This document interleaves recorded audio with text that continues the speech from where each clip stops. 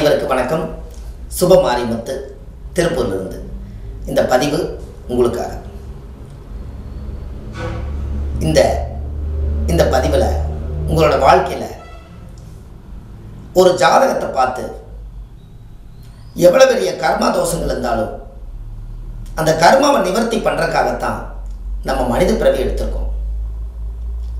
உங்கள் முன்னோர்கள் வழியில் நம்மளுக்கு கர்மா எப்படி வருது, நம்மளுக்கு கர்மா தோஷம் எப்படி வருது, உங்களுடைய பூர்வ ஜென்ம கர்மாங்கிறாங்களே அது எப்படி வருதுன்னு உங்களுக்கு தெரியுமா?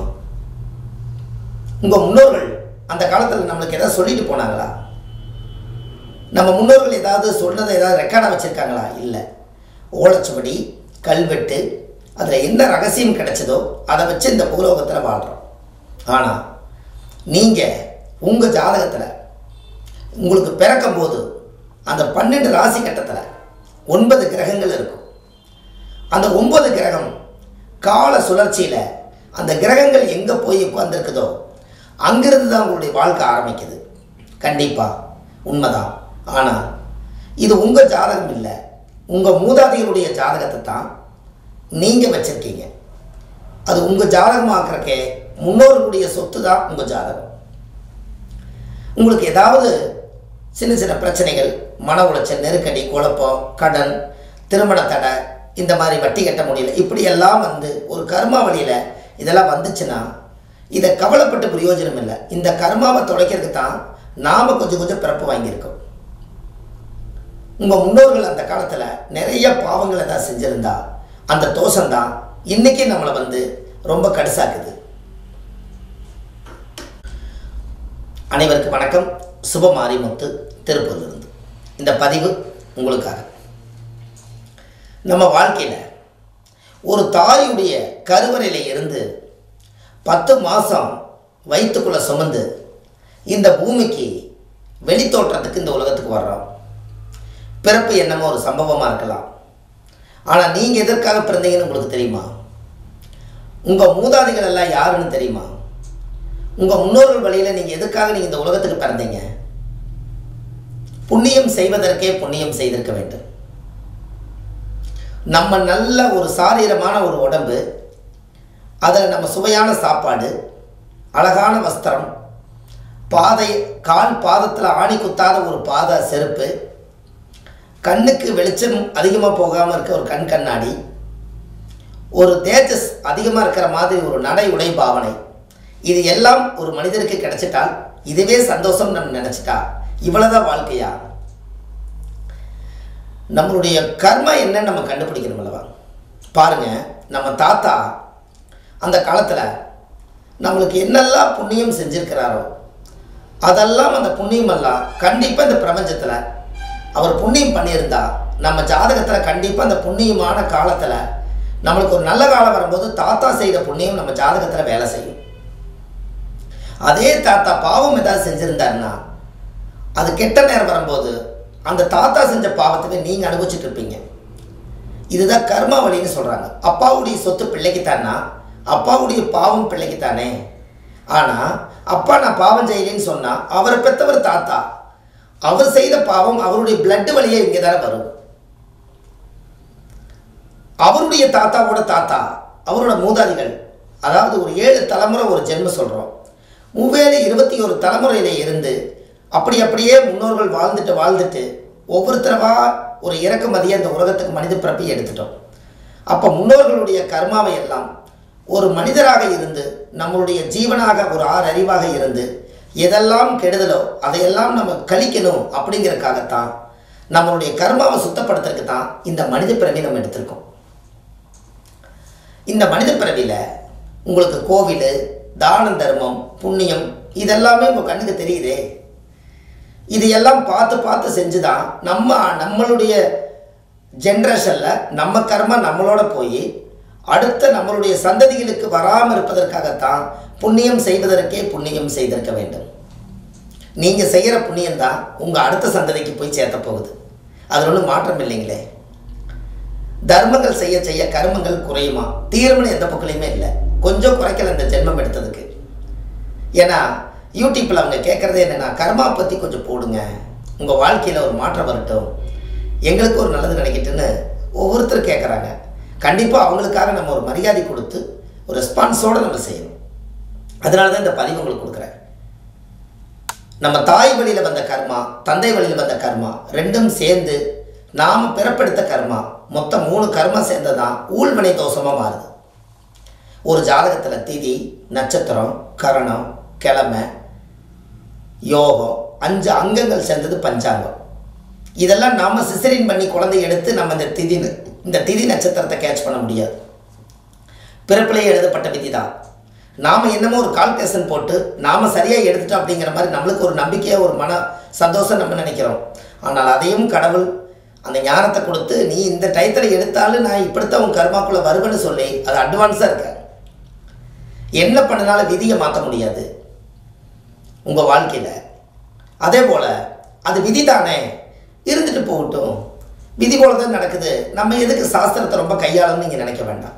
அந்த விதிங்கிற பொறுமையில் எல்லாத்தையுமே தூக்கி அதுக்குள்ளே வச்சாலும் கூட அந்த விதியிலிருந்து போன ஜென்மத்தில் வாங்கி வந்த கர்மாவை விதின்னு நம்ம நினச்சிட்டு இருக்கிறோம். இந்த ஜென்மத்தில் குறைச்சா அது மதி. அந்த மதிங்கிறது என்ன? மதினா சந்திரன். அப்போ மதிங்கிறது மதி நுட்பத்தோட வாழு அப்படின்னு அந்த காலத்தில் முன்னோர்கள் அதை சொன்னாங்க. நம்மளுக்கு இவ்வளவுதான் விதி நம்ம நினைக்க வேண்டாம். அதை முறியடிக்கிறதுக்கு சகல வழிகள் இருக்குது. ஏன்னா 120 வருஷம் ஒரு மனிதனுடைய ஆயுள். 60 வருஷத்துக்குள்ள வாழ்க்கையை ரிட்டையர்ட் ஆக்கிடுறோம்.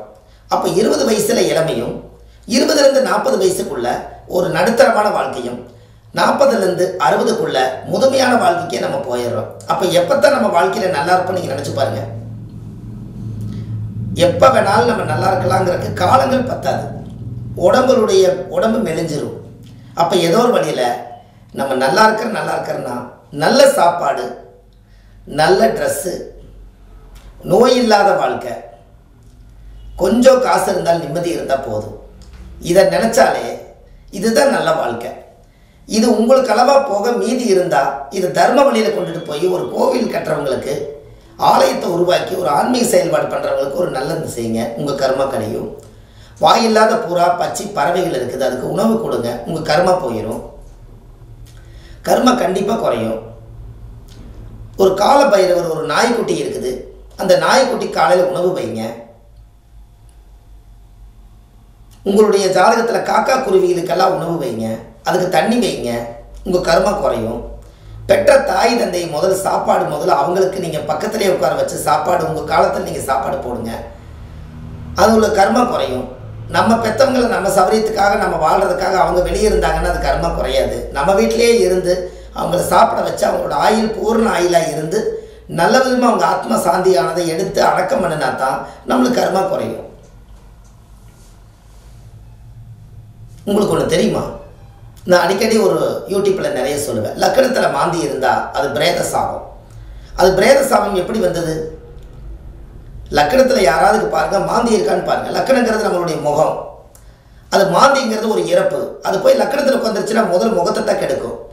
என்ன அழகாக இந்த குழந்தை பிறந்துச்சு, வளர வளர முகம் அப்படியே மாறி போச்சு. அது வேறு ஒன்றும் இல்லை. அந்த பிரேத கர்மா உங்கள் லக்கணத்திலே உட்காந்துருக்குது. குலதெய்வம் கோயிலே போய் சாமி கும்பிட்டு வந்து வீட்டில் தீர்த்தம் போட்டாலும் அந்த லக்கணத்தில் ஜாதகத்தில் மாந்தி உட்கார்ந்ததுனால அது தீட்டு. அந்த தீட்டு வெளியேறாமல் சாமி வீட்டுக்குள்ளே வரவே வராது நம்ம நினச்சிக்கிறோம். அப்போ இது ஏதாவது ஒரு வழியில் அதை முறியடிக்கணும் அல்லவா? அதுக்கு தான் லக்கணத்தில் மாந்தி இருந்தால் பிரேத சாபம்னா இந்த பிரேத சாபம் எப்படி உங்கள் லக்கணத்துக்குள்ளே வந்துச்சுன்னு உங்களுக்கு தெரியணுமில்ல. அது வேறு ஒன்றும் இல்லைங்க. உங்கள் மூதாதிகள் யாரோ ஒருத்தர் மனநல பாதிக்கப்பட்டோ இல்லை கணவன் மனைவிக்குள்ளே கருத்து வேறுபாடு பண்ணியோ எங்கேயாவது கோவிச்சு நான் போய் எங்கேயோ ஒரு பக்கம் நான் சாகிறேன் அப்படின்னு சொல்லாமல் போய் அவங்க இறந்துட்டா அந்த அட்ரஸ் தெரியாமல் விலாசம் தெரியாமல் அந்த பாடி இறந்த பாடி எடுத்து அடக்கம் பண்ணுறதுக்கு யாருமே இல்லாமல் யாரோ ஒரு புண்ணியவான் அந்த இடத்துல சேர்ந்து எங்கேயோ இருந்து ஒருத்தர் இறந்துட்டாரு, இவருக்கு விலாசமே இல்லை, இது அனாதையாக இறந்துட்டாருன்னு சொல்லி ஒரு பட்டத்தை கொடுத்து அது அனாதை பாடி ஆக்கிடுவாங்க. அது ஆக்கிட்டாங்கன்னா அப்புறம் அந்த ஊரில் இருக்கிறவங்க எல்லாம் சேர்ந்து குச்சிகோலெல்லாம் பொறுக்கி எடுத்து வச்சு அந்த பாடி எடுத்து கொண்டுட்டு போய் அடக்கம் பண்ணி யார் பெத்த மனுஷன்னு எனக்கு தெரியல, இந்த அனாதியை நம்ம அடக்கம் பண்ணிடலான்னு சொல்லி அந்த ஊரில் எடுத்து அடக்கம் பண்ணிடுவாங்க. அந்த இறக்கும் போது அந்த உயிர் என்ன நினைக்கும்னா, நான் இவ்வளவு தூரம் வளர்த்தி வாழும் பண்ணி இத்தனை காலம் நான் எல்லாம் தேடி வச்சு மக்களை எல்லாம் பெற்று மகராசி அவங்களை எல்லாத்துக்கும் எல்லாம் சொத்து எழுதி கொடுத்து சுகமாக வாழறதுக்காக அனைத்தும் செஞ்சு போட்டு வயிற்று பிழப்புக்காக வந்த இடத்துல இந்த உயிர் போகும்போது என் பேரம்பேத்தி இல்லையே, என்னுடைய தாய் தந்தைகள் யாரும் இல்லையே, என் கூட பிறந்தவங்க ஒருத்தருமே இல்லையே, நான் இறக்கும்போது இப்படி நான் அனாதியாக இறக்குறேனே, யாருமே ஒரு நாதியும் இல்லையே, நான் என்ன போன ஜென்மத்தில் புண்ணியம் பாவம் பண்ணணும், இப்படி ஒரு இறப்பை நான் இந்த இடத்துல வந்து விடுறேனேன்னு சொல்லி அதை யார் எடுத்து அடக்கம் பண்ண வரலையேன்னு அதை நினச்சிட்டு அந்த உயிர் போகுமா. அந்த உயிர் போகும்போது யாருக்கு அந்த லக்கணத்தில் மாந்தி இருக்குதோ அந்த உயிர் வயிற்றில் உருவாயிருக்குமா. அதனால தான் லக்கணத்தில் மாந்தி. இந்த ஆத்மாவோட சாபம் தான் அதில் உட்காருது. அதனால தான் முன்னோர்கள் எல்லாம் கண்டுபிடிச்சி அவங்கள அடக்கம் பண்ணி அவங்களுக்கு உண்டான சாங்கிய சம்பிரதாயம் செஞ்சு அவங்கள முன்னோர்களை வழிபாடு பண்ணலினால் அந்த இறப்பு கடைசி நேரம் என்ன நினச்சிட்டு அவங்க இறந்தாங்களோ அதற்கு யாருமே பதில் சொல்ல முடியாமல் அது அனாதி சாபம் ஆயிரும், அது பிரேத சாபம் ஆயிரும்னு சொல்கிறேன். அதனால தான் அந்த பிரேத சாபம் யாருக்கெல்லாம் இருக்குதோ அவங்களுக்கெல்லாம் லக்கணத்தில் மாந்தி இருந்தால் இவங்க மூதாதிகளுடைய ஒரு கர்மாவை கலந்துக்கல, ஈமகாரியம் செய்யாமல் விட்டுட்டாங்க. அந்த ஈமகாரியம் செய்யாமல் விட்டதுனால அந்த சந்ததிகளுக்கே லக்கணத்தில் மாந்தி வரும். இது என்னுடைய ஜாதகத்தில் ஒரு 6000 ஜாதகம் நான் பார்த்துருப்பேன். இந்த மாந்திக்குன்னே ஒரு 30 நாள் ஒரு வீடியோ பதிவில் போடலாம். அந்த மாந்தி சாபத்தை எப்படி சரிப்படுத்துறதுன்னா, அந்த முன்னோர்கள் அந்த காலத்தில் யாரோ ஒரு கிராமத்தில் அவங்க எடுத்து அடக்கம் பண்ணாங்க இல்லையா, அதுபோல் லக்கணத்தில் மாந்தி இருக்கிறவங்க நீங்களும் கொஞ்சம் விவரம் தெரிஞ்சால் எங்கேயாவது அனாதையாக இறந்து கிடந்தாங்கன்னா அவங்கள வந்து எந்த விதமான சட்டச்சிக்கல் பிரச்சனை இல்லாமல் அந்த பாடி எடுத்து போய் அடக்கம் பண்ணி ஆத்மா சாந்தி பண்ணி அதுக்கு ஈமகாரியத்துக்கு பணம் கொடுத்து அந்த ஆத்மா சாந்தி பண்ணினீங்கன்னா அன்னைக்கு தான் உங்கள் லக்கணத்தில் இருக்கிற மாந்தி சாபம் பிரேத சாபம் நீங்கி உங்கள் லக்கணம் ரிலீஸ் ஆகும். அது வரைக்கும் அந்த கர்மம் உங்கள் லக்கணத்துக்குள்ளேயே தான் உட்காந்துருக்கும். நீங்கள் அதை செக் பண்ணி பாருங்கள். நம்மளுடைய முகம் சரியாக வராது. எந்த கோயில் போயிட்டு வந்தாலும் முகம் வந்து காலையில் தூங்கி எந்திரிச்சு உட்காந்த மாதிரியே இருக்கும், ஒரு கலை இருக்காது.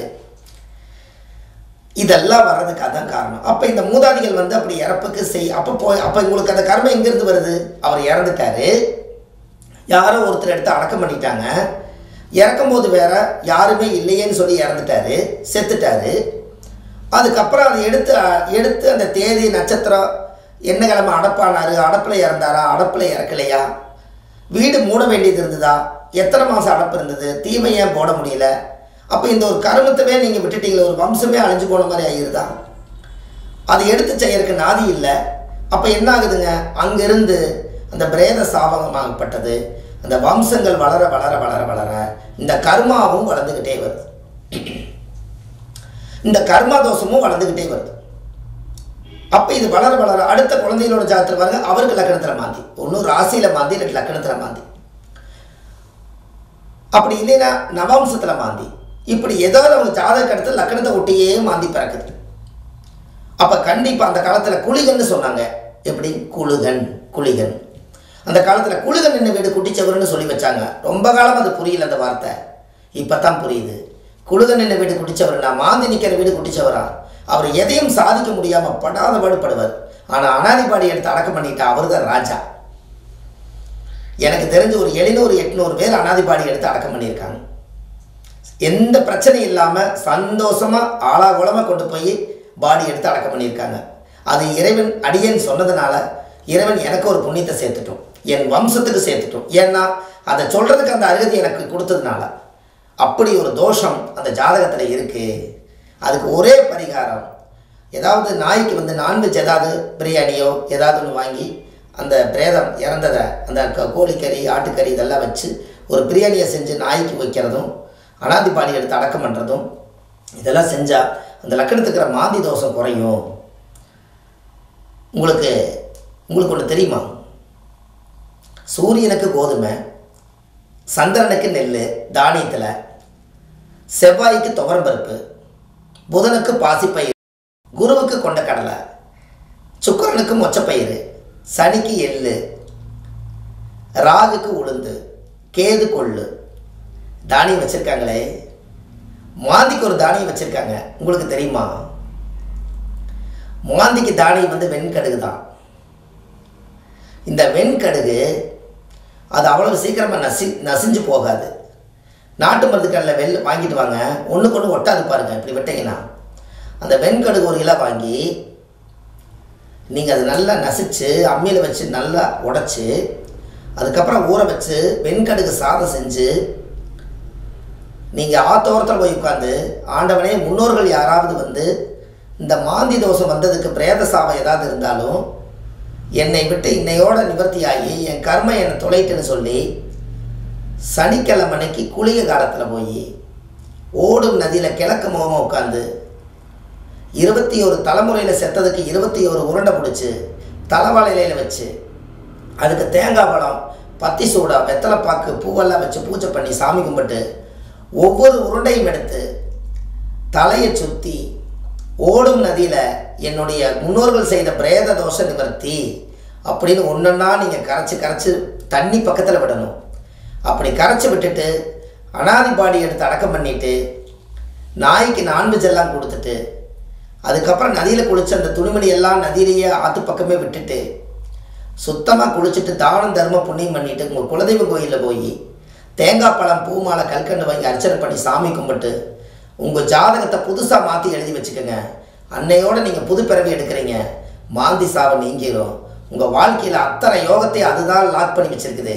இந்த ரகசியத்தை இந்த 2023 இந்த ரகசியத்தை நான் உங்களுக்கு கொடுக்குறேன். உலகத்துக்கு நல்லபடியாக போய் சேரட்டும். எல்லா மக்களும் இதை பகிர்ந்துருங்க. இதில் தான் கர்மா ஒளிஞ்சிருக்குது. இதை யாரும் சொல்லிக் கொடுக்கல.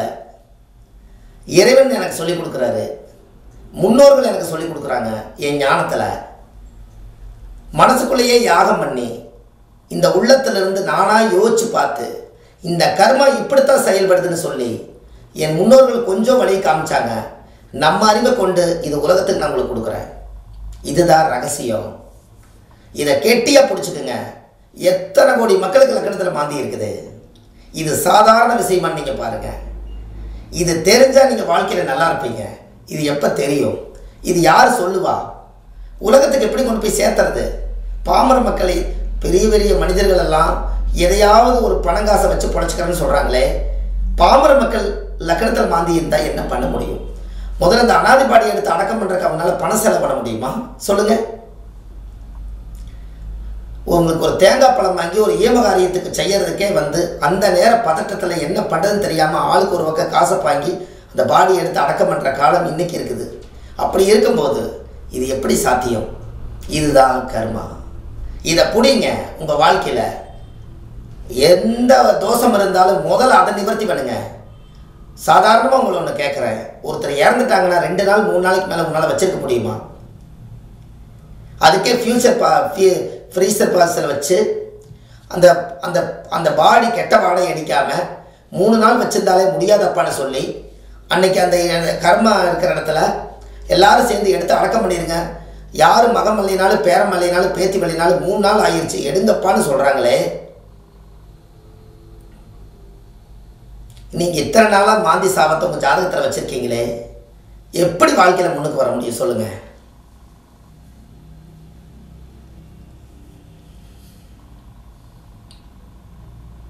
இதெல்லாம் உங்களுடைய வாழ்க்கையில் பெரிய அற்புதமான விஷயம் அல்லவா?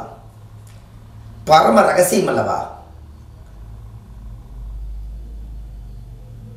அந்த காலத்தில் குளிய காலத்தில் ஒரு காரியத்தை செஞ்சால் தொடர்ந்து நடந்துக்கிட்டே இருக்குன்னு சொல்லுவாங்க.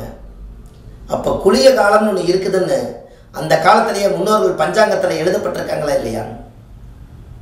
இப்படியெல்லாம் உங்களோட வாழ்க்கையில் இந்த மாதிரி ஒரு விஷயத்தை நீங்கள் இதுவரை கேட்டிருக்கீங்களா? கேட்டிருந்தால் ரொம்ப சந்தோஷம். கேட்காதவங்களுக்கு இதை கொண்டு போய் சேர்த்துங்க. எத்தனை பேருக்கு இந்த மாந்தியோட சாபம் சாதாரண விஷயமா நீங்கள் பாருங்கள். லக்கணத்தில் மாந்தி இருந்தால் இனி உங்கள் வாழ்க்கையில் ஒரே பரிகாரம் தான்.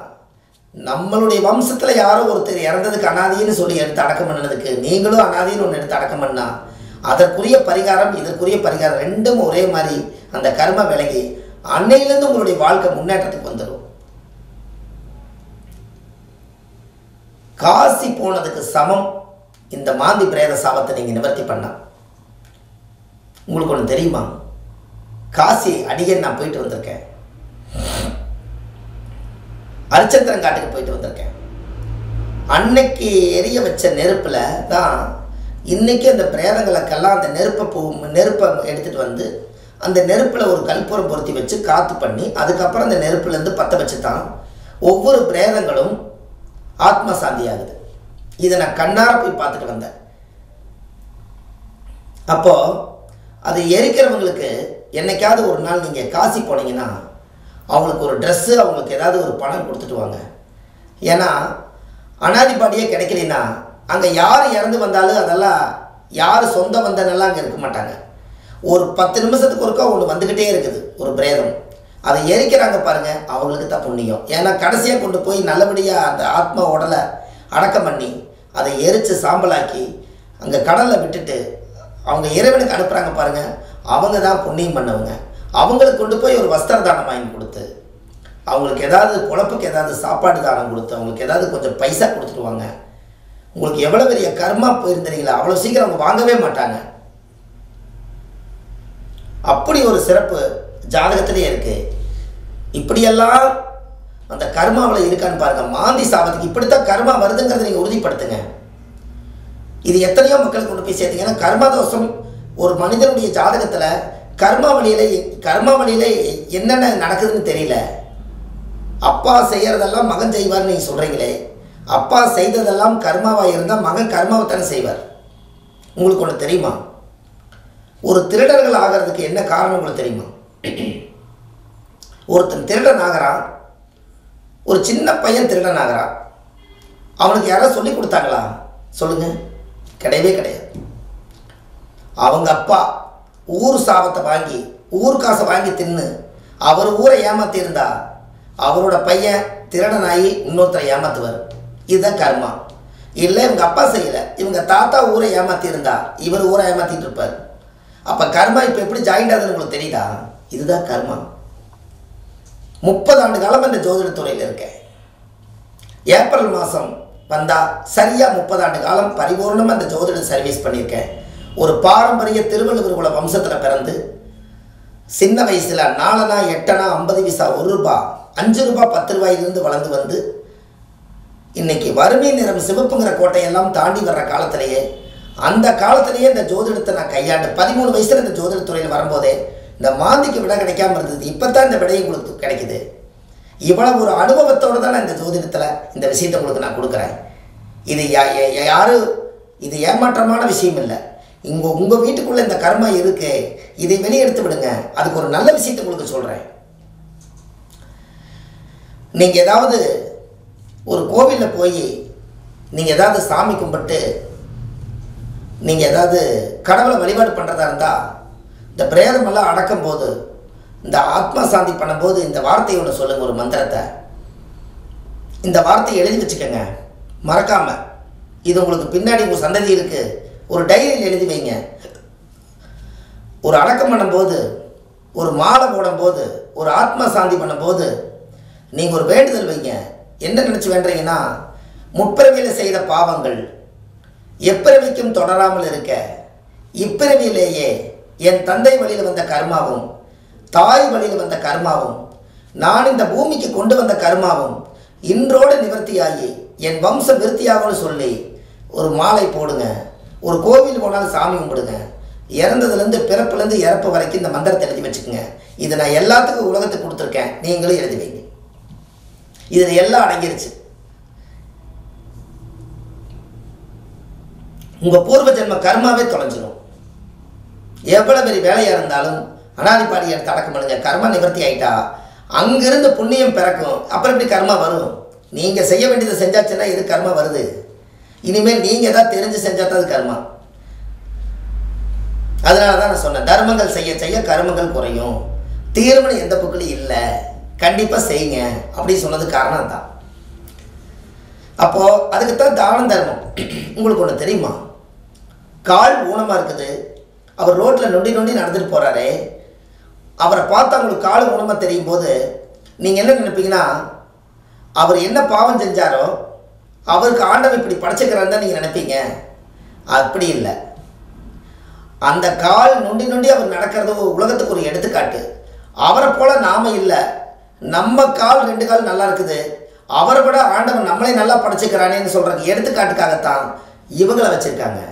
அவங்க செய்த பாவத்துக்கு அந்த ஊழ்வினை கர்மா அவங்க அனுபவிச்சுட்டு போனாலும் நம்ம கண்ணுக்கு நம்மளுக்கு 2 கால் நல்லா நடந்து போகுது பாருங்க. அது நீங்கள் செஞ்ச புண்ணியங்கிறத கடவுள் உணர்த்துறதுக்கு தான் இந்த எண்ணத்தை உருவாக்கி வச்சிருக்காங்க.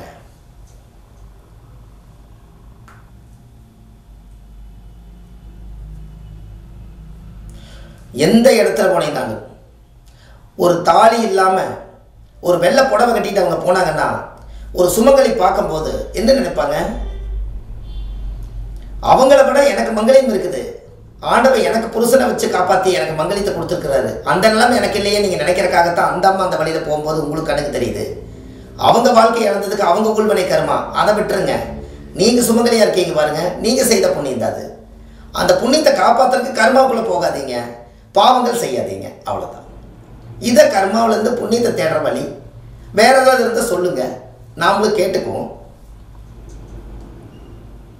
என்னோட அனுபவத்தில் இந்த விஷயங்கள் எல்லாம் நிறைய கொடுக்குறேன். இது ஊழ்வினை தோஷம். இந்த கர்மாவுக்காகவே 30 ஆண்டு காலமாக நம்ம தவம் பண்ணி இந்த விஷயத்தை எந்த புக்கை பார்த்து நான் சொல்கிறேன் சொல்லுங்கள்? எந்த புக்கை பார்த்து நான் சொல்லிகிட்டு இருக்கேன்? இங்கே எந்த புக்கு இல்லை. என்னுடைய ஞானத்தில் 30 வருஷ ஜோதிட அனுபவத்தில் ஒரு பாரம்பரிய திருவள்ளுவர் குல வம்சத்தில் பிறந்து அந்த காலத்தில் வீடு வீடாக போய் வண்டி வாகனம் இல்லாத காலத்தில் ஒருத்தருக்கு கர்மா இருக்குதுங்கிறத எனக்கு முன்னோர்கள் என்னை கூட்டிகிட்டு போகும்போது தான் அவங்க சொல்லிக் கொடுத்த ஞானங்கள் எனக்கு உதயமாகும் போது இப்போ தான் புரியுது, இந்த கர்மா வழியில் தான் நம்ம வழியில் போயிருந்தோம். இப்போ தான் அதை ஒன்று சேர்த்தி கொண்டு வந்து உலகத்துக்கு கொடுக்கறதுக்கு இது ஒரு சௌரியமாக போச்சுன்னு இறைவன் அழைக்கிறாரு. அதான் இது. இந்த உலகம் இறைவனின் சந்தமடம், இது வருவோரும் போவோரும் தங்குமிடம், இது வல்ல நமக்கு சொந்த இடம், அங்கே இருக்குது வேறு பெரிய இடம், கருவூரில் இருந்து ஒருவன் புறப்படுவான், களைப்பார கொஞ்சம் அமர்ந்திடுவான், எல்லோருக்கும் உரிமையை கொண்டாடுவான், ஒருவருக்கும் சொல்லாமல் ஓடிடுவான். இதான வாழ்க்கை. நீங்க யூடியூப்ல போங்க, இந்த மாதிரி நிறைய விஷயங்கள் நிறைய சொல்லியிருப்பேன். வள்ளுவர் வாக்குன்னு யூடியூப் சேனல்ல போனீங்கன்னா இதெல்லாம் கொடுத்துருப்பேன். அப்போ ஒரு கர்மாவை எப்படி கண்டுபிடிக்கிறதுன்னு உங்களுக்கு தெரியுதா? நாம் செய்த பாவம் தான் விதை. மறுபடியும் திரும்ப திரும்ப அந்த விதையை மண்ணுக்குள்ள வச்சு அந்த பாவ விதையை கொண்டு போய் வச்சீங்கனால் அது பாவ விதையாவே வளர்ந்து வளர்ந்து வளர்ந்து வளர்ந்து இந்த சந்ததியில பூரா போய் சேரும். என்னைக்கு நீங்க புண்ணிய விதையை விதைக்கிறீங்களோ அன்னையிலிருந்து நீங்க புண்ணிய விதை ஆயிட்டீங்க. இவ்வளவு தானே.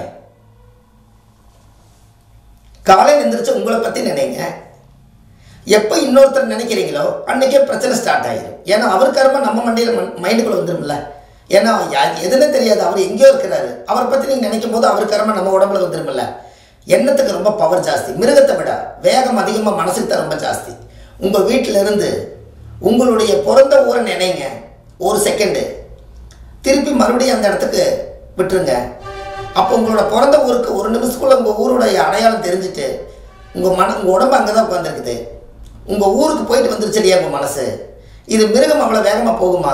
அதனால தான் சொல்கிறேன், மிருகத்தை விட மனசுக்கு ரொம்ப வேகம் ஜாஸ்தி. அதனால தான் மனசுக்கு வலி வந்தாலும் வேதனையாக இருக்கும்.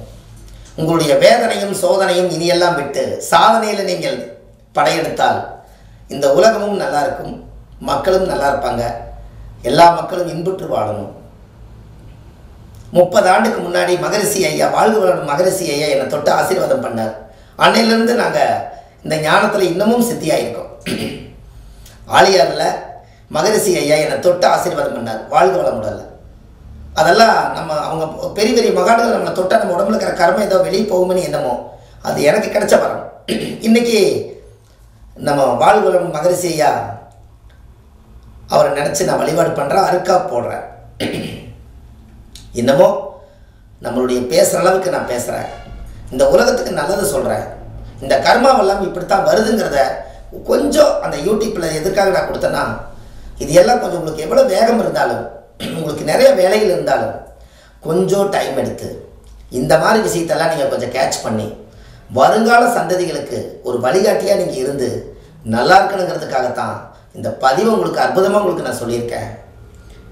நீங்கள் இதெல்லாம் பார்த்து எனக்கு ஒரு ஃபோன் பண்ணி இந்த கர்மாவெல்லாம் சொன்னதுக்கு ஒரு நன்றி நீங்கள் எனக்கு ஏதாவது ஒரு நாள் சொல்லுவீங்களா? உங்களை நான் ரொம்ப எதிர்பார்ப்பேன். எனக்கு என் உலகத்தில் இருக்கிறவங்க எல்லாருமே என் ரத்தம், என் தாய் உள்ள என் சொந்த பந்தம் தான். நான் உங்களோட பிறக்காத ஒன்று தான். அதனால் நீங்கள் உரிமையாக எனக்கு ஒரு ஃபோன் பண்ணி இந்த பதிவை கேட்ட உடனே நீங்கள் ஒரு ஃபோன் பண்ணுங்க பார்ப்போம், நான் எடுக்கிறேன். அப்போ அடுத்த கர்ம பதிவு பற்றி இன்னும் கொஞ்சம் சொல்லலாம். எங்கிட்ட 1008 கர்ம பதிவு இருக்குது. அந்த 1008 கர்ம பதிவில் நிறைய சொல்லியிருக்கேன், இன்னமும் சொல்கிறேன். முதல் கர்மா தான். நீங்கள் ஒரு பேனாவை எடுத்துக்கங்க, ஒரு நோட் எடுத்து ஒரு சின்ன விஷயத்த சொல்கிறேன், நீங்கள் அதை கேட்பீங்களா? கர்மம்னு எழுதுங்க. கா எர் மா எம். கர்மம்னு எழுதுங்க. நீங்கள் ஒன்றுமே பண்ண வேண்டாம், கர்மம்னு எழுதி பாருங்க, அது கர்மமாக தானே இருக்கும். அந்த கா பக்கத்தில் கொஞ்சம் கீழே இழுத்து இப்படி தாவா மாற்றுங்க. இப்போ சொல்லுங்கள், தர்மம்னு இருக்குமா? அப்போ காவுக்கும் தாவுக்கும் ஒரு எழுத்துல கீழே தான் வித்தியாசம். அப்போ கர்மங்கிறத தர்மமாக மாற்றிட்டா எல்லாமே சரியாக இருப்பாருங்க. இனிமேல் இந்த பதிவை கேட்டு உங்களுடைய வாழ்க்கையில் ஒரு அனாதி பிணத்தை எடுத்து அடக்கம் பண்ணுறதுக்கு நீங்கள் தயாராகுங்க. இந்த லக்கணத்தில் மாந்தி இருக்கிறவங்க அதே போல் தர்ம வழி நிறைய பிடிச்சிக்குங்க, ஆன்மீக வழியை நிறைய பிடிங்க. ஜோதிடம் அப்படின்னு எப்படி பேர் வந்து தெரியுங்களா? உங்கள் ஜாதகத்தை சோதிச்சு திடமாக சொல்லு, அதுதான் ஜோதிடம் அப்படின்னு அந்த காலத்தில் முன்னோர்கள் வந்து ஜோதிடம்னு ஒரு வார்த்தை சொல்லி வச்சாங்க. பார்த்துக்கங்க. பாதகமாக போய் கொண்டு இருக்கும், சாதகம் பார்க்கறதுக்கு வர்றேன் அப்படின்னாங்கல்ல அந்த காலத்தில். எப்படி வந்து அந்த வார்த்தைகள்லாம் முன்னோர்கள்? நான் சாதகம் பார்க்க வரேன், சாதகம் பார்க்கலான்னு வந்திருக்கிறேங்க. அது என்ன சாதகம்? சாதகம்னா என்ன பொருள்? என்னுடைய வாழ்க்கையில் என் ஜாதகத்தில் என் முன்னோர்கள் செஞ்ச பாவத்தினால எனக்கு பாதகமாக போயிட்டு இருக்குது, அதை நான் சாதகமாக மாத்திரக்காக சாதகம் பார்க்க வரணுங்க என்று பொருள்.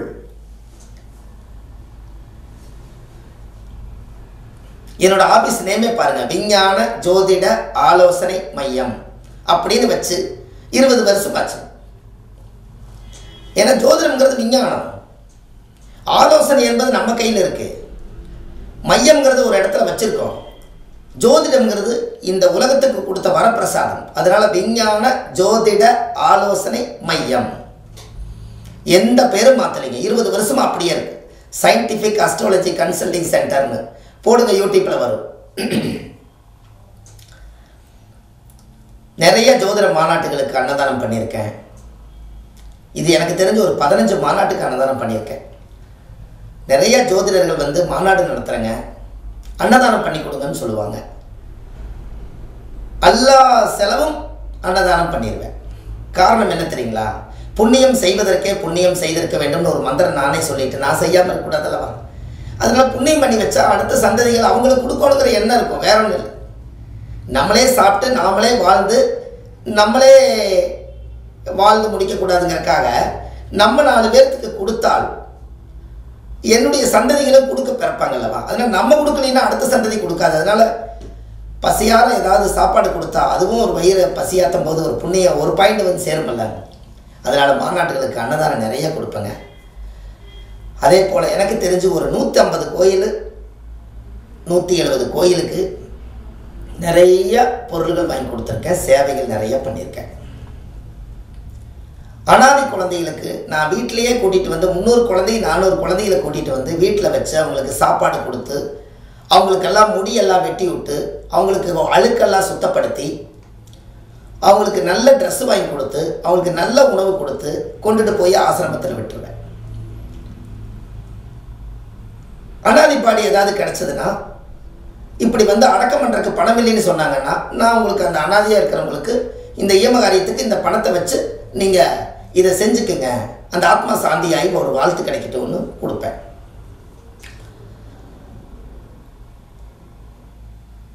வயசான முதியோர்களுக்கு புடவை வாங்கி கொடுப்பேன், நைட்டி வாங்கி கொடுப்பேன். நிறைய ஏழை குழந்தைங்க முதியோர்களுக்கெல்லாம் நல்லா பார்த்துக்குவேன். நம்ம ஜாதகம் பார்க்க வந்தாலே அவங்களுடைய கல்யாண நாள் வந்தாலோ அவங்களுடைய பிறந்த நாள் வந்தாலோ போய் முதியோர்களுக்கு சாப்பாடு ஒரு நேரம் போடுங்கன்னு சொல்கிறதும் எப்போதும் உண்டு.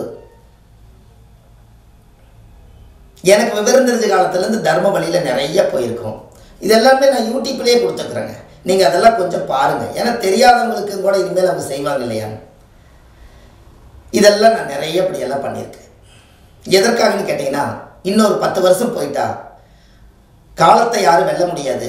இருந்தால் இன்னொரு 10 வருஷம் போயிட்டா இப்படியே நம்ம பேசுவோமா, இப்படியே நம்ம ட்ரெஸ் போட்டிருப்போமா, இப்படியே நம்ம முகம் இப்படியே இருக்குமா, இப்படியே நம்மளுடைய வாழ்க்கையில் நாம் செய்ததெல்லாம் திருப்பி திருப்பி செய்யறதுக்கு உடம்புல தெம்பு இருக்குமா? தெரியல. அதனால் இருக்கும் காலத்திலேயே வாழ்க்கையில் நம்மளுக்கு தெரிஞ்சதெல்லாம் செஞ்சு வச்சுட்டு போயிட்டா அதுக்கு பின்னாடி ஒரு சந்ததி வந்துட்டு இருக்குது பாருங்கள், வாரிசுகள்.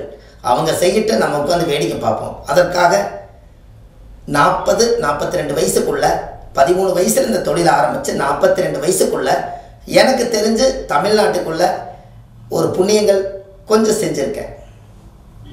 இது எதற்காக உங்களுக்கு இந்த பதிவு நான் உங்களுக்கு இதை சொல்கிறேன்னா, இந்த கர்ம பதிவை பற்றி நான் யாரையுமே தப்பு சொல்ல மாட்டேன்.